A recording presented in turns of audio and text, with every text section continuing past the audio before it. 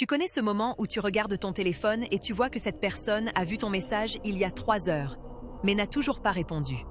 Et là, ton cerveau commence à tourner. Est-ce que j'ai dit un truc bizarre? Est-ce qu'elle m'en veut? Est-ce qu'il se passe quelque chose? Tu relis ton message 15 fois en cherchant ce qui a pu poser problème. Et plus tu y penses, plus l'anxiété monte. Mais voilà ce que personne ne te dit.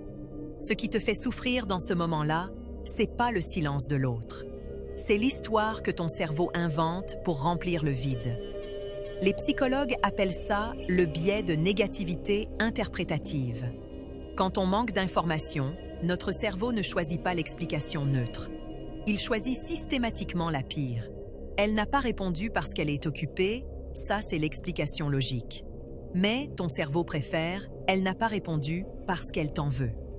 Et le plus fascinant, c'est que ce mécanisme était utile il y a des milliers d'années. Quand quelqu'un de ta tribu t'ignorait, ça pouvait littéralement mettre ta survie en danger. Être rejeté du groupe, c'était une condamnation.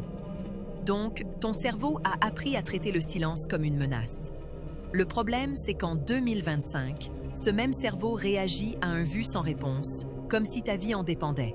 Ton cortisol monte, ton rythme cardiaque s'accélère. Tu entres en mode hypervigilance pour un message. Et voilà où ça devient vraiment intéressant. Plus tu es attaché à la personne, plus ce biais est puissant, parce que ton système d'attachement se met en alerte. Et là, tu fais exactement ce qu'il ne faut pas faire. Tu renvoies un message, puis un autre.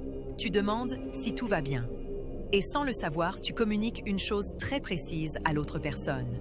Tu communiques que ton équilibre émotionnel dépend entièrement de sa réponse, ce qui paradoxalement crée exactement la distance que tu redoutes. La prochaine fois que tu te retrouves à fixer un vu sans réponse, rappelle-toi ceci. Tu ne réagis pas à la réalité.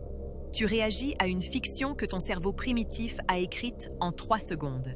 Et cette fiction dit beaucoup plus sur tes peurs que sur les intentions de l'autre personne.